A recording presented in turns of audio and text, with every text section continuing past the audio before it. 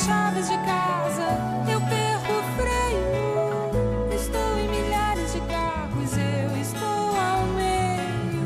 Onde será que você está agora? A única coisa verdadeira é o amor. A gente é elefante emocionalmente falando. Vocês não podem saber o que é 24 horas por dia estar com o outro na cabeça e o outro na sua cabeça. Nesse tema de hoje, eu vou abordar aquilo que eu chamaria a dinâmica emocional do estado amoroso. Do nosso observatório, e eu tenho alguns colegas aqui analistas, é claro que quando o amor nos chega, em geral, ele nos chega como problema. E eu penso que a psicanálise tentou entender sobre tudo isso, não para retirar o encantamento do amor, mas para que a gente seja, talvez, ou fique talvez um pouco mais consciente daquilo que o amor é. Ora, psicanaliticamente, o amor é uma tarefa.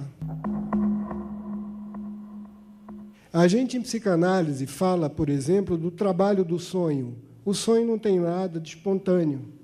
Não é alguma coisa que emerge na vida mental sem regras, sem custos, sem formação de compromisso. Da mesma maneira, a gente fala em psicanálise de trabalho do luto, ou seja, quando a gente perde alguém, pessoas queridas ou significativas, ou ideais. Nós falamos, então, desse tipo de trabalho. É uma espécie de exercício mental e emocional que fazemos para poder superar aquilo que se nos coloca como sofrimento, como conflito, como dificuldade a vencer. Da mesma maneira, o amor. Embora nós pensemos nele como qualquer coisa das mais espontâneas possíveis, não é exatamente assim. E a gente só sabe que ele não é assim quando a gente começa a sofrer por conta dele. Pra ver se você volta, que é pra ver se você vem, que é pra ver se você olha pra mim. Existem muitos autores analistas, eu escolhi 3 que eu acho que são representativos do que talvez mais interessante se tenha dito sobre o amor. O primeiro é o pai da psicanálise, é Freud. Freud dizia que quando a gente se apaixona, quando a gente se namora, e eu estou pensando, digamos, numa situação típica, numa situação comum e corrente, né, de 2 adultos que se encantam e passam então a se apaixonar um pelo outro, Freud dizia que esse sentimento, que é mais do que sentimento, é um complexo de sentimentos, é uma conduta formada de sentimentos, sensações, crenças e julgamentos, como qualquer emoção. Pois bem, isso era um derivado de nossos primeiros vínculos amorosos, primeiros vínculos significativos, que são os vínculos com nossos pais. Esses vínculos que, na idade infantil, são carregados de sexualidade, sofrem a interdição da cultura, o que ele chamou de interdição do incesto. Todos vocês já ouviram falar do complexo de Édipo, que nada mais é do que fazer intervir uma proibição para que a criança se separe daquele forte elo que ela tem, que é físico, sensorial, sexual e emocional com os pais, mãe ou pai. O amor, então, o que é que seria? Já que nós somos obrigados a abandonar esse vínculo, nós, pela vida fora, vamos tentar persegui-lo através de figuras substitutivas. Eu espero, então, que vocês entendam. É Freud, não sou eu que estou falando. Freud dizia, dentro do contexto dele, que os primeiros casamentos, em geral, não eram bem-sucedidos, porque o homem tendia a ver na mulher algo muito próximo da mãe, e só a partir da segunda que isso começava a se distanciar e que a coisa funcionava um pouco melhor. Pois bem, Freud. Pois bem. A partir disso, Freud dizia, então, o que é que caracteriza o nosso modo de amar. Ora, Freud dizia que o que caracteriza o nosso modo de amar é o vínculo com esses objetos. Ele dizia que, no entanto, tem um outro modo de amar do qual nós somos capazes. Tem um modo de amar que ele dizia, chamava de modo anaclítico. Qual é? Isso quer dizer que eu amo no outro a imagem da mãe que alimenta ou do pai que protege. Eu vejo o parceiro, então, de imediato como alguém diferente de mim. Mas eu posso também amar o outro como alguém que sou eu. É o que ele chamava de amor narcísico. É o que Freud dizia, amar o que se é, amar o que se foi, amar algo que gostaríamos de ter sido ou uma parte de nós mesmos. Então, essa é, em bloco, em grosso, a visão de Freud. Vejam bem que, nesse caso, qual vai ser o trabalho do amor? Isso que eu chamei de trabalho do amor, e que não é espontâneo, não é natural, implica investimento, tenacidade, esforço. É, de um lado, a gente separar a pessoa por quem estamos apaixonados ou namorados dessas figuras muito próximas de pai e mãe. O primeiro esforço seria esse, e o segundo seria ver se a gente consegue ver o outro como sendo outro, e não como um complemento meu. Porque o outro, como nós vamos ver, tem seus desejos próprios. Esse, digamos, seria o trabalho freudiano do amor. O outro grande autor a inventar ou a perceber outra dinâmica do amor é o Lacan.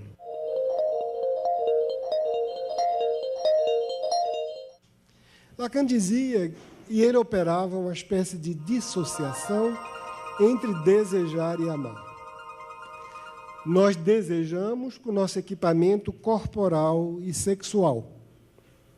Nós desejamos no outro, portanto, sempre alguma coisa que parcialmente nele nos excita, nos promete um gozo de uma sensualidade enorme. Lacan, diferente de Freud, diz: é inevitável que todo amor tenha parte do narcisismo. E só é amor justamente porque tem parte do narcisismo. E eu só amo o outro porque o outro vem completar qualquer coisa que eu acredito que emocionalmente em mim falta. Porque, no caso do desejo, é só e quase que exclusivamente a sensualidade que é excitada. E a sensualidade, quando ela é excitada, é uma parte da pessoa e uma parte minha. Por isso que Lacan dizia que, verdadeiramente falando, não existe, de fato, relações sexuais, porque relações só existem entre pessoas, e quando a sexualidade se satisfaz, em geral, a sexualidade é parcial, ela é parcializada, é parte do outro que excita parte de mim.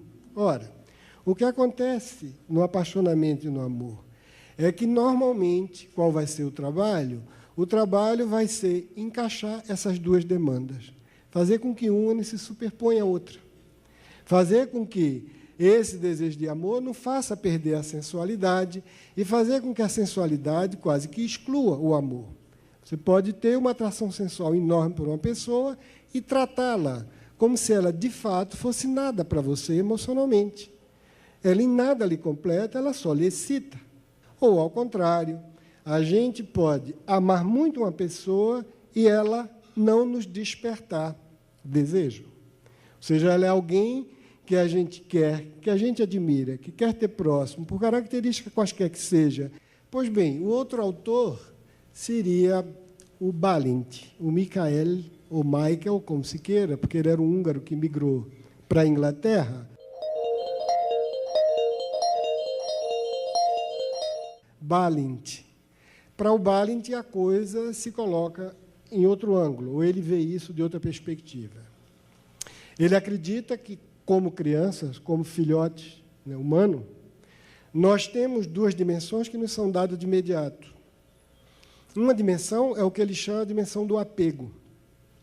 É a dimensão do vínculo, do que ele diz que é uma mistura harmoniosa, que nós todos, né, como bebês, experimentamos na barriga da mãe. E que depois, numa educação razoavelmente boa, não é preciso ninguém ser excepcional, a gente continua tendo ao longo da vida.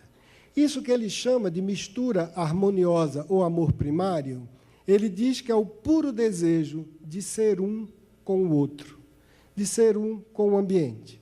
Esse desejo de fusão é um desejo que, em si, nada tem de patológico, nada tem de torto. É um desejo que nos persegue a vida inteira. É uma nostalgia de um momento em que o outro não era obstáculo a nada. Era uma nostalgia de um momento em que o outro parecia ser complacente, absolutamente indulgente, terno com tudo aquilo que a gente quisesse. Né? A sombra dessa nostalgia é qualquer coisa que nos encanta, nos fascina, muitas vezes nos hipnotiza. E que é algo que ele diz que é da ordem do que ele vai chamar de amor primário.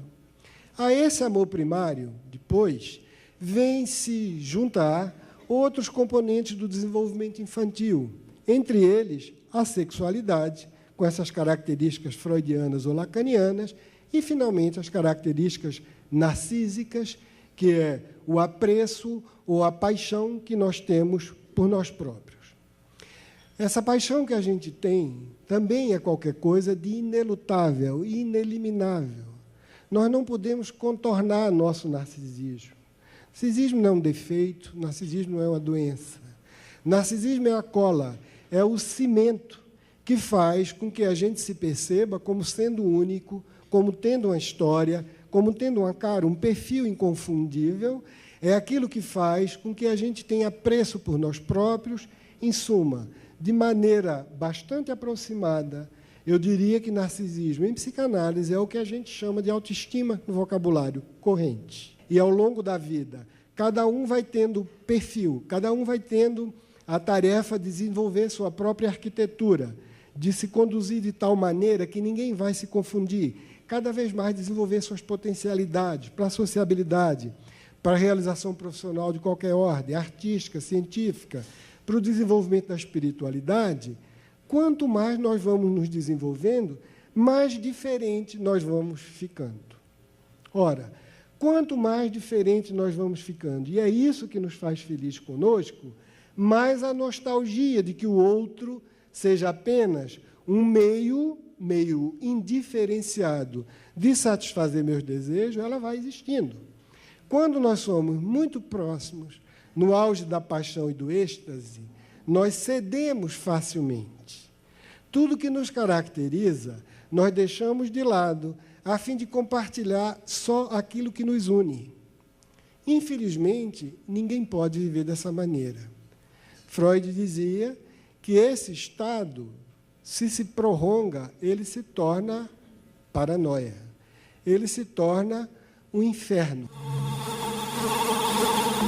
Porque nós não temos simplesmente estrutura emocional para vivermos a vida toda no estado de apaixonamento. A gente pode buscar esse estado desde que a gente tire férias, mesmo que sendo férias debaixo de lágrimas.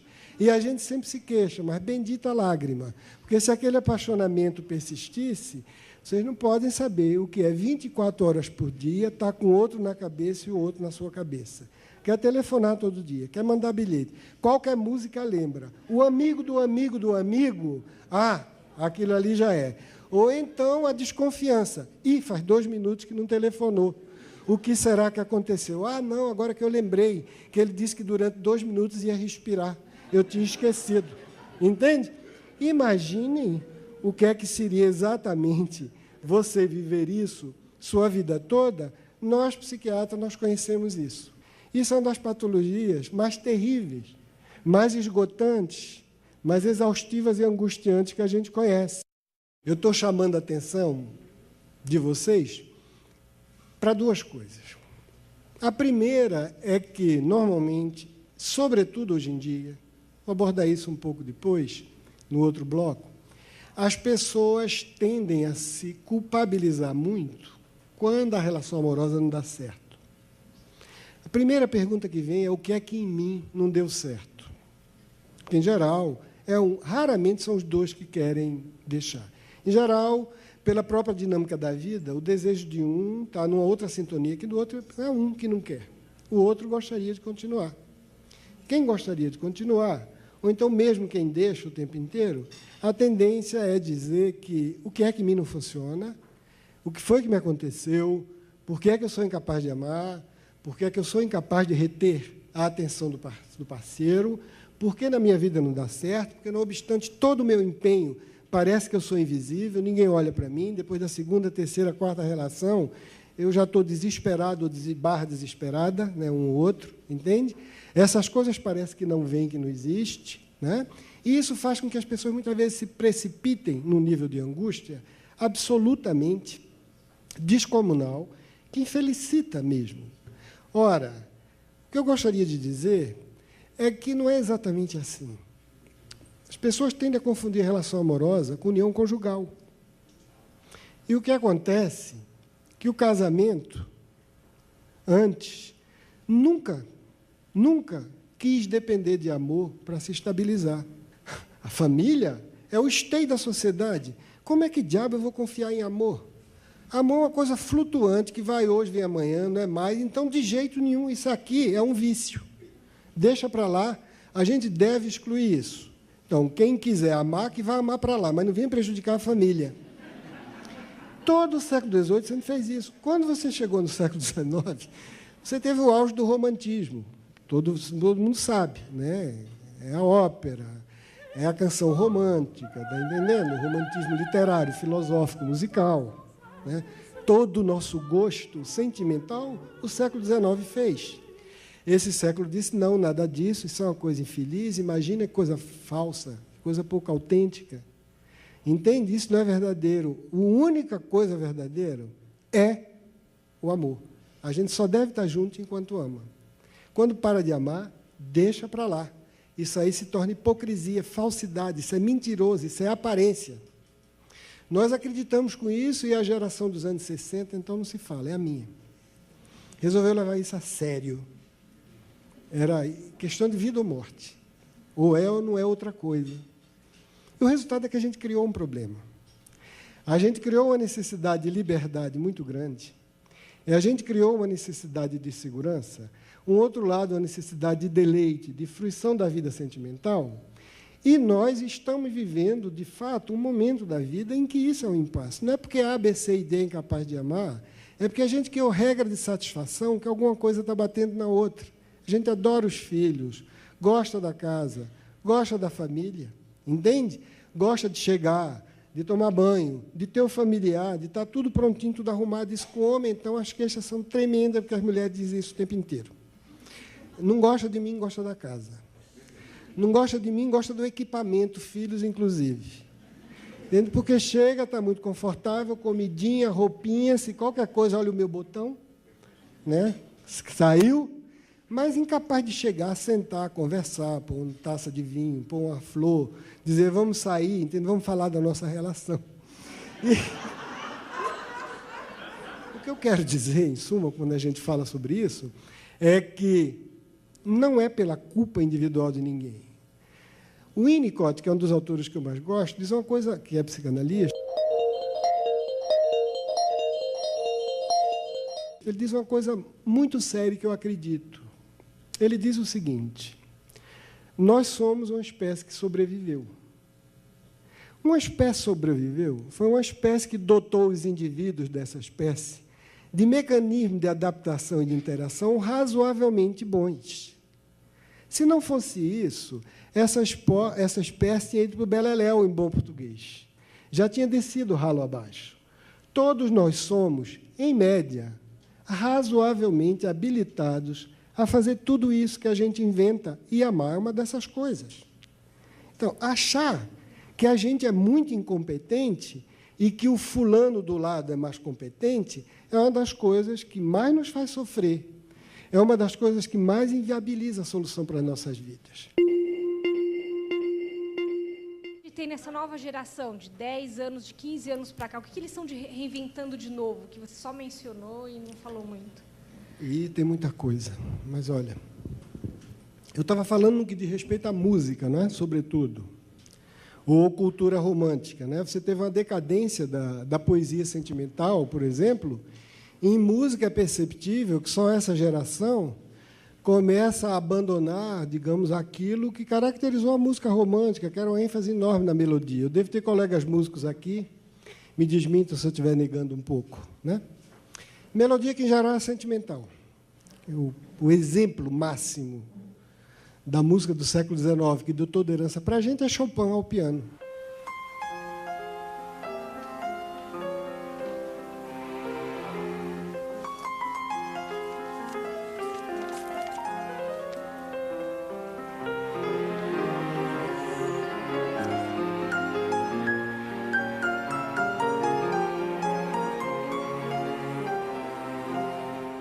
que é a ópera. Uma linha melódica linda e o acompanhamento do lado de cá, né? E se você pegar, aí vem todo mundo, a balada americana, Nelson Cavaquinho, Chico Buarque. Se ao te conhecer, dei pra sonhar, fiz tantos desvarios, rompi com o mundo, queimei meus navios. Me diz pra onde é que ainda posso ir? E, sei lá, passando por tudo. Era esse o modelo. A gente ficava atento. Se você perceber, os mais jovens hoje começam a ter um fascínio enorme por uma coisa que, para mim, não tem graça nenhuma, que é música, sobretudo, tímbrica e rítmica. Os mano, pô, as mina, pá. Os mano, pô, as mina, pá. Segura a boca que a quadrilha vai versar. As mina na quebrada se ligaram na batida. Eu vi um mapa de mina cantando de esquina. Não posso deixar quieto, não vou ignorar. Só se você, 4P, fofá. Entende? Onde você não tem quase melodia. Isso é uma mudança. Isso é uma mudança de gosto e é uma mudança de padrão sentimental. Poesia e música era legenda de amor, né? Amor não existiu só como uma espécie de flor no deserto, não. É um mosaico enorme, no qual a gente foca exclusivamente no sentimento, porque é um pouco que interessa ao nosso êxtase pessoal. Mas, olhado um pouco de fora, você vê que é um mosaico complicado. E as pedras desse mosaico estão começando a faltar, né? Começando a faltar. Então, mudou muito. Eu estou falando só de música, isso é uma coisa, mas sensibilidade ao sofrimento também diminuiu muito. As pessoas nunca gostaram de sofrer. Não existe nenhuma civilização que diga, eu quero sofrer. Mas todas as civilizações conhecidas, que a gente conhece, elas elegem forma de viver, forma de sofrer, forma de gozar e forma de morrer. Tem um leque imenso de possibilidades e a gente diz, não, esse aqui vale a pena sofrer. Por isso eu vou investir para gozar. Isso aqui vale a pena morrer. Por isso vale a pena viver. Veja só o que uma mulher, final do século XIX, começo do século XX, até a Segunda Guerra Mundial, porque isso começou a mudar muito depois da Segunda Guerra Mundial, ela era preparada para ter sonhos românticos, para escolher o marido, romper com a tirania dos pais, de casamento de encomenda, né, de família, de interesse.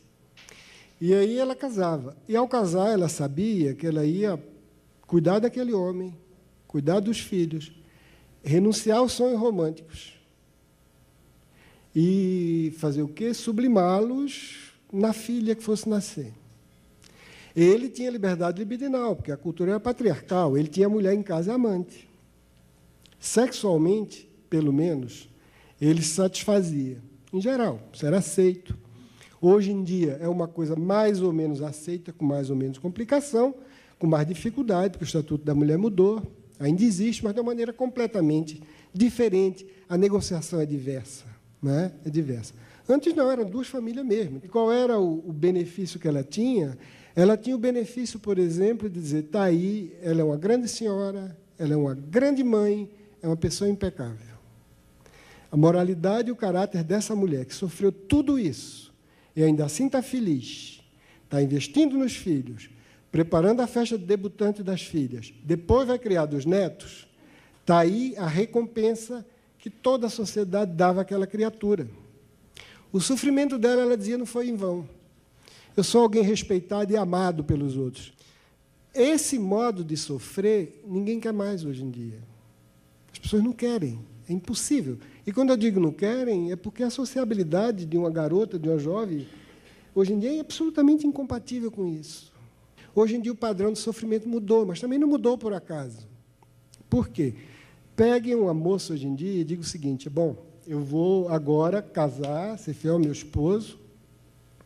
Vejam só como o mundo muda e como é complicado para a gente administrar, mas não é impossível. Isso é do tamanho da nossa cabeça. A pessoa não vai porque a amiga vai dizer, mas tu és boba, né? Masoquista, vai fazer análise. Está aguentando isso dele? Que história é essa? Vai te cuidar. Vai te tratar. Que história é essa? Se a análise não der certo, tem floral. Tenta qualquer coisa, mas não é possível. entendeu? Tem uma série de coisas alternativas, acupuntura, tá entendendo? Qualquer coisa, sensibilização. Pode. O que é isso? Está pensando o quê? Ah, não, mas tem meus filhos. Ah, tem teus filhos? Vai contar quanto tempo com teus filhos? Entende? Quando teus filhos tiver com 20 e tantos anos, o que é que eles vão querer saber da mãe? Não vão, não. Afinal, onde? No asilo para velho? Começa a fazer tua poupança. Vai sofrer tudo isso por eles. Depois, quando eles crescerem, vai dizer, o quê? Fez isso por mim? Fez isso por sua neurose. Por mim, não venha com essa, não. Não venha me culpabilizar pelas suas coisas mal resolvidas, não. Está entendendo? Entende? E a vizinha vai dizer o quê? E a pós-vizinha vai dizer o quê? E a pessoa do lado de lá? E o caderno domingo vai dizer o quê? E o talk show vai dizer o quê? Vai dizer que você não... Para que isso? Ah, não, antes eu era quase santa. Entende? Era assim, santa no limite. Hoje em dia, uma neurótica, reprimida, torta, mal resolvida, descabelada. Para quê? Não vou, não. Vou sofrer. Então, vejam, eu estou brincando um pouco, porque eu acho que a gente tem que rir um pouco disso também, né? Não dá para ficar chorando o tempo inteiro. Não tem motivo para chorar. Bom, mas o que eu quero dizer é que mudou o sofrimento. Todas elas sofriam muito, mas depois eram recompensadas pelo reconhecimento de todos. Então, aí a gente sofre, porque até agora a gente sofre. Até agora a gente sofre por aquilo que nos faça ser amado pelo outro. É o quinhão que nós damos do nosso gozo e do nosso prazer, é aquilo que faz com que o outro nos olhe como alguma coisa admirável. Não há dúvida. Isso aí a gente tem que pagar. É a nossa parte. Todos nós, então, decidimos cuidar de nossas vidas. A gente está proliferando quarto e sala. Nós estamos proliferando serviços de entrega em casa. Pizza 24 horas, single bar, nós estamos proliferando internet, nós estamos proliferando sociedade, grupos de solteiros convictos. A gente está criando tudo isso. E, quando não dá, a gente está fazendo outras coisas. A gente está sofrendo com hipnótico, com antidepressivo, com tranquilizante. A gente está sofrendo com uma série de coisas. E a gente aceita esse sofrimento, porque permite que cada um diga, não, não quero. Então, nós estamos elegendo um outro jeito de sofrer. E esse nome de sofrimento tem nome, que é de solidão. Mais do que solidão, que é a capacidade de ficar só, de isolamento. A gente está construindo todo o equipamento ortopédico para essa solidão, como a gente criou o equipamento ortopédico para manter a família conjugal. E porque, vejam, a gente não enfrentou um desafio que vai demorar décadas e talvez muitos anos para a gente enfrentar. Que nós destruímos aquela família como ela existia, mas sempre imaginamos que ela vai ser recomposta. Essa é a nossa ilusão. Entende? Por que essa família não dura? Ela está sendo fabricada para não durar. Vejam só, não tem... Meu Deus, do ponto de vista da evolução humana e da humanidade, vamos pensar agora, família nuclear, ela tem muito pouco tempo. Essa que a gente conhece, a burguesa, menos ainda. Entende?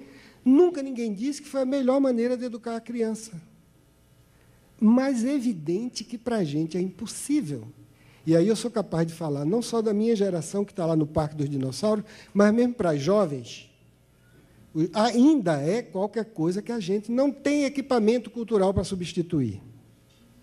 Não tem. Então, o resultado, a gente está lidando com uma situação e que a única coisa que a gente pode fazer, a meu ver, de sensato, é aos poucos, e discutindo, e mudando, e ajeitando, experimentando, para ver se ao curso de 100, 200 anos isso muda. Olha só, se marcar 100, 200 anos, eu já estou morto. Mas aí é que está um dos problemas da nossa cultura, a gente não pensa na história. A gente começou a só pensar na gente. Não pode, gente. Não pode ser. A gente tem duas experiências de histórias que são terríveis. Um é quando ninguém pensa no outro futuro, no futuro. E a outra é quando a gente acha que o futuro a gente vai fazer. As ideologias comunistas, as ideologias nazistas e uma série de outras caíram nesse engodo. Eles acharam que eles iam fazer a história conforme eles estavam pensando. A história não se faz com ninguém. A história se faz com aposta no futuro. A história se faz com um compromisso de abertura nossa de dizer, eu vou fazer o melhor, para que, quando as gerações cheguem, ela tenha o melhor.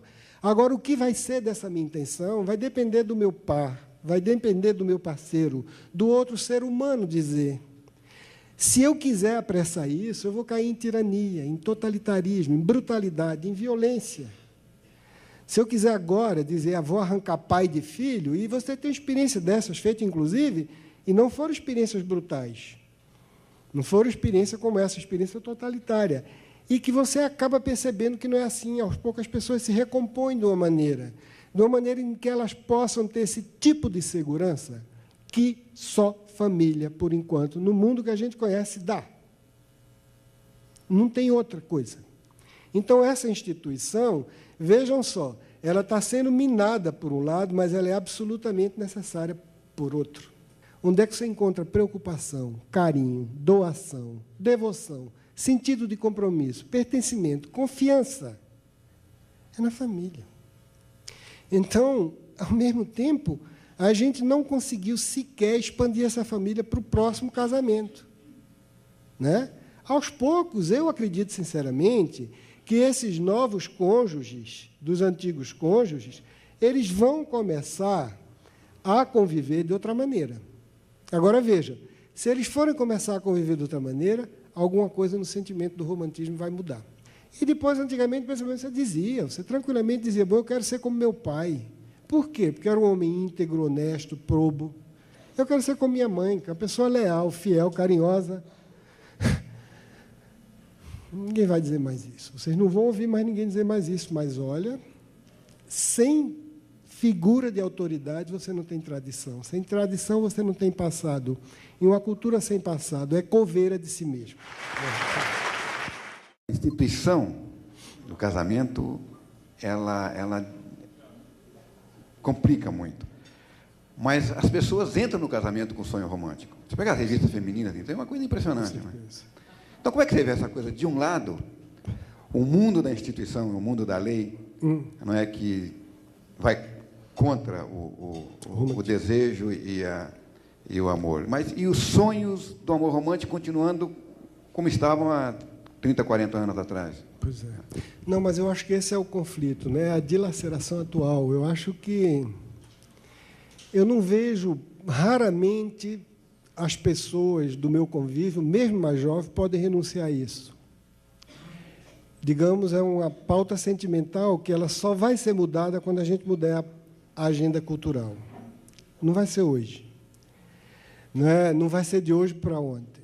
Nós vamos conviver com isso, como durante um certo tempo você começou a conviver com um problema que hoje em dia solucionou. Eu vou dar um exemplo aqui que muitos viveram, que foi o problema da virgindade da mulher, a partir dos anos 70, sobretudo depois da contracultura, né?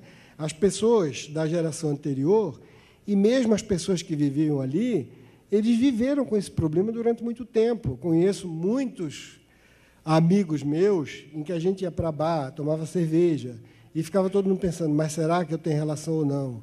E depois, eu não me incomodo, porque eu não me incomodo de casar com uma garota que não seja virgem, mas eu sei lá se o próximo vai se incomodar pelo fato dela não ser mais virgem, e que ideia é essa de responsabilidade que a gente pode ter? Então, nós estamos nos gostando, etc., não estou pensando em casar, mas se a gente tiver relação sexual, a gente pode prejudicar a vida dessa pessoa.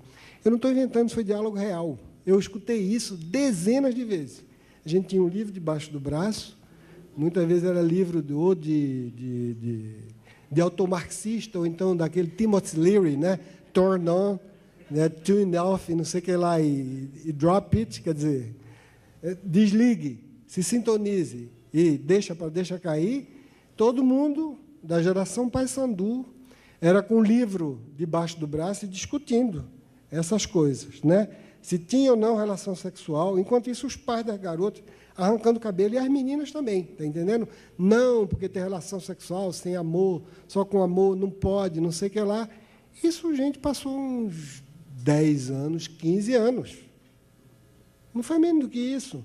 desde os anos 60 até, provavelmente, depois da ditadura aqui, porque teve aquela modernização por cima, absolutamente expansiva, começou a chegar a cocaína, as preocupações se viraram para outra coisa, e isso foi mais ou menos deixado de lado. Começou, então, a propaganda maciça, a televisão Globo mudou o padrão moral por conta da novidade dos ideólogos, e aí essa geração de 20 anos, 25, já não teve mais esse problema. Mas o restante passou uns bons 25, 30 anos lidando com isso. E olha que isso era um detalhe da prática sexual. Quando você fala do romantismo amoroso, você está tocando num complexo muito maior, muito mais fundamental. Ele moldou nossas sensibilidades. Né? Moldou. As pessoas, em geral, quando... É uma das coisas que mais tocam as fibras de tua alma, de tua emocionalidade. É a capacidade de querer bem a alguém desse jeito. Né? Além do que, ele estava no centro da família, ele garantia a solidez. Além do que, ele está aliado a uma visão do mundo, que é que a gente possa dizer? É uma visão de mundo, a um lado, gentil, de outro lado, estática. Pensem bem. Amor romântico, até recentemente, era um dos poucos êxtases individuais que nos tinham sido deixados. Depois que êxtases coletivos, a gente continuou. Né? Entende? A gente foi absolutamente fazendo domesticando todo o impulso e todo o excesso para construir uma sociedade democrática civilizada, a tal ponto que uma das preocupações de Renato Giannini é que você tem uma democracia funcionando sem afeto. Democracia absolutamente morna, porque para haver democracia precisa ter educação. Para haver educação, você começa a treinar. E isso foi durante séculos, olha só, desde a corte. O que foi que sobrou de êxtase? No sentido de perder a cabeça, de ficar doido e todo mundo achar bonito, bater palma. Foi a paixão romântica. Todo mundo aplaude, as pessoas fazem a pior das insensatez, ri 24 horas por dia, entende?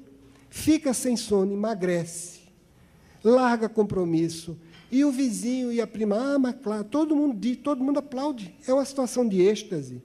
Vocês desculpem eu estar analisando assim, isso não faz perder a graça não, só quero que a gente veja. É uma situação de êxtase institucionalizada. É uma das poucas coisas que a gente tem. E nós temos no nosso equipamento biológico sentimental a ânsia por isso. A ânsia por isso. Não só tem a ânsia por isso, que toda a história da cultura que a gente teve, eu não estou falando da cultura do Ocidente, não, dessa cuja tradição começa com a Grécia, pelo menos a grande tradição. Eu estou pensando na tradição da cultura asiática. Os grandes textos, cultura chinesa ou indiana, todas elas dizem o seguinte: como viver o êxtase, como viver a ascese. É isso. Entende? Basicamente, política, economia, entendeu? Tudo é uma espécie de enxerto, tecnologia. Tudo é mais ou menos ornamento. É adereço para nos dizer isso, para que a gente realize isso. Como você vive o êxtase, como você vive a ascese. Como você é capaz de moderar seus impulsos, quando você deve liberá-lo. Em que situações, em que condições. O romantismo amoroso é um dos poucos movimentos ou eventos de êxtase permitido, porque se junta a satisfação sexual com o banho, está entendendo? Com o mergulho de cabeça na fusão sentimental. Ia discutir hoje, talvez, sobre essa tendência da solidão, de pessoas se adaptarem a ficar sozinhas. Dá a impressão que a gente tem que desistir do sonho de ter uma pessoa para o resto da vida.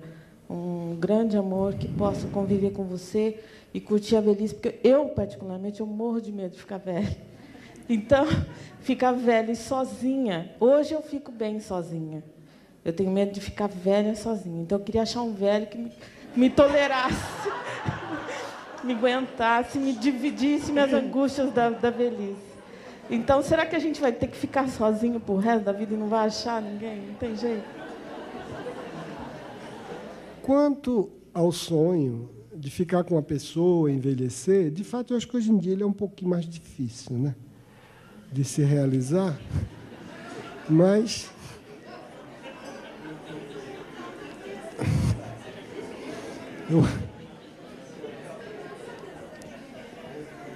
Eu acho que o velhinho não tem que ser aquele que foi jovem, não. Já pode pegar ele assim, razoável.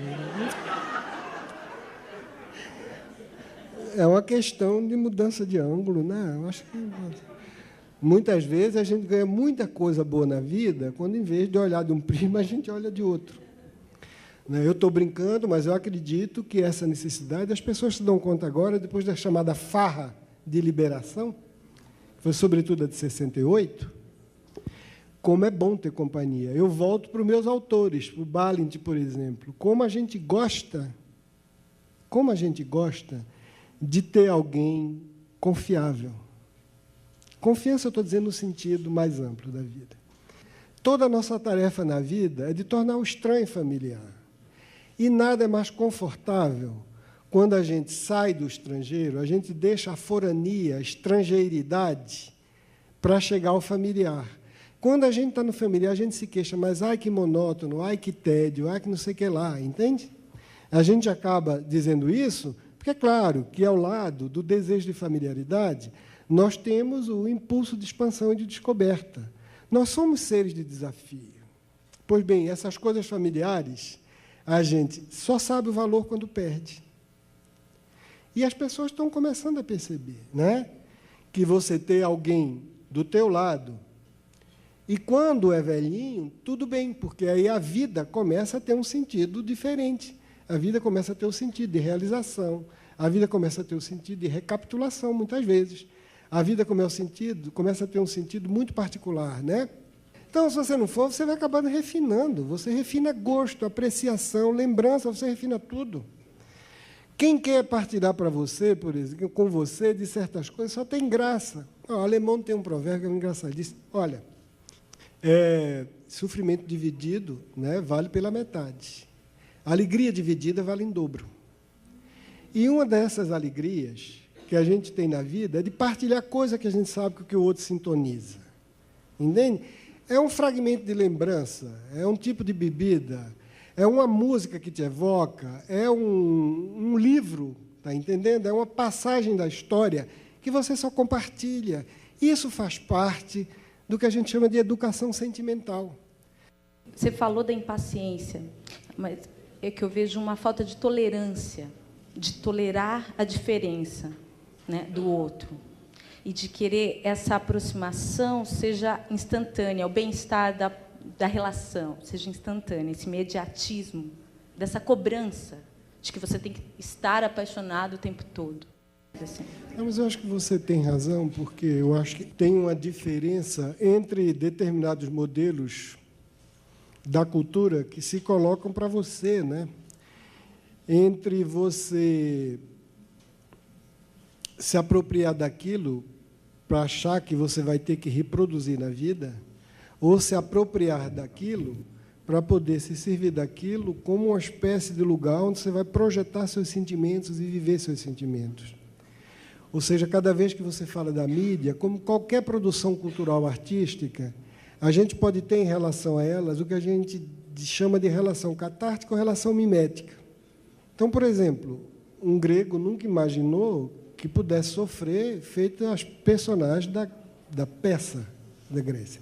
Aquilo estava ali, porque, como eles acreditavam naquela ideia de liberdade de destino, aquilo estava para justamente fazer com que as pessoas, naquele momento, experimentassem a catarse emocional, que elas pudessem, em tom de ilusão, viver uma verdade sentimental que as afligia. Você descarrega aquilo e volta. Muito tempo você viveu com os meios de comunicação no Ocidente fazendo isso. Ele não pretendia ser modelo de imitação, ele pretendia ser modelo de catarse, porque o grande modelo do entretenimento era a grande arte. O grande modelo do entretenimento era a chamada arte erudita, a arte culta, que toda a vida foi consciente do que ela representava para a realização humana, né? A grande arte, se você quiser, do teatro, da prosa, da ópera, da música, etc., elas sabiam que a função dela era uma função catártica, que elas não poderiam imitar, a vida não poderia imitá-las, que era uma maneira de você viver a vida na fantasia, e o entretenimento as copiava, de tal forma que ele era muito distante da vida cotidiana de cada um de nós.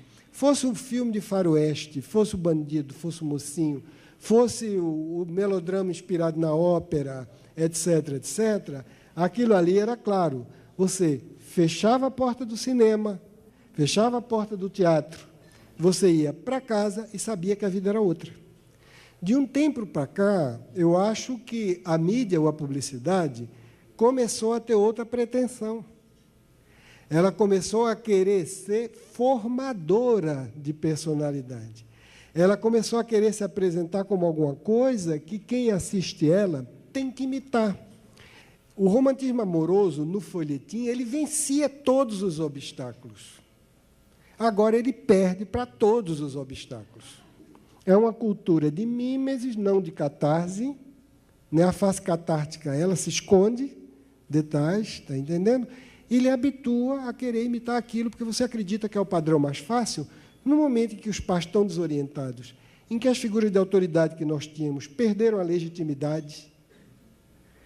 Você colocar uma novidade, digamos, emocional, amorosa ou sexual, uma atrás da outra, isso não obedece ao ritmo, à inércia de mentalidade que nossas identidades necessitam para produzir mudanças.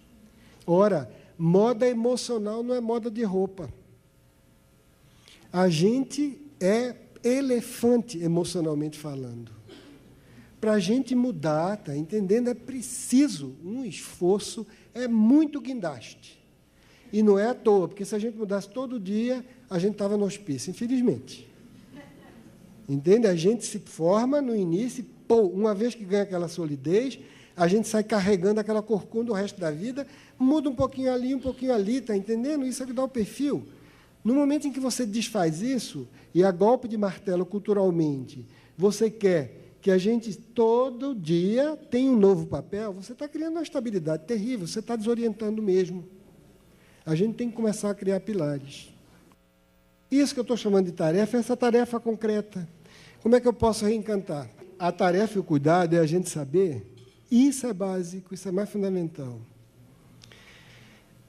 que a gente só se sente criativo e nossa vida só tem valor quando a gente está enfrentando resistência. Nossa alma é como nosso corpo. Se ela não se exercita e não tem um obstáculo a vencer, ela atrofia. De maneira que uma das coisas complicadas na cultura atual, e que acaba entrando dentro do romantismo amoroso, é a ideia de que tudo é fácil, e de que tudo você pode adquirir sem esforço. E a gente começou a achar que sentimento a gente também adquire de maneira fácil, só que esse resiste. Esse trabalho, a primeira dificuldade que o outro opuser, eu tenho que encarar como sendo uma possibilidade que eu tenho de expandir, de ver meu sentimento de outra maneira e dele se fortalecer. Não é penoso quando as pessoas se gostam. Agora, se você me pergunta, mas como é que você faz para viver eternamente apaixonado? Isso não existe.